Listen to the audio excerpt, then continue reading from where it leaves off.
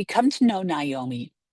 She and her husband and their two sons, they moved from Bethlehem to Moab. And the reason they did that is because there was a famine. There was a famine in Bethlehem.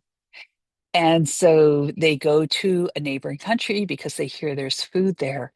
But while they are there, her husband and both of her sons die. So she's the only one left from that a family who initially moved. She's the only one left. The sons had married in Moab. But again, so she had her daughter-in-law, she had two daughter-in-laws, but her husband and both of her sons had died.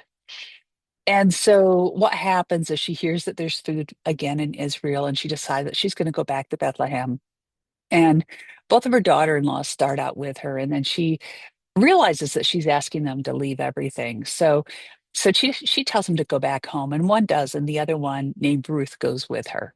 Okay. And basically says, wherever you go, I'm going to go. Like, you're my family. Your God's going to be my God. Like, we're in this together.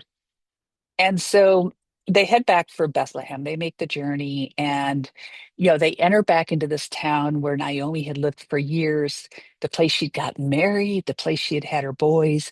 The whole town was excited. Like, it was the talk of the town. And the women are like, is this really Naomi? Could it be her? Is she back? Is it her? But her response really shows us the degree of pain that she was in.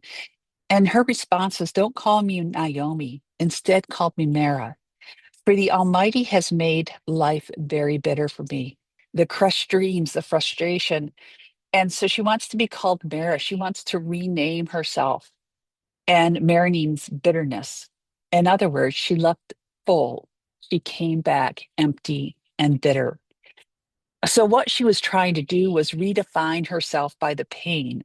So basically in this season, in this moment, she was trying to take on an identity that she was not created to wear.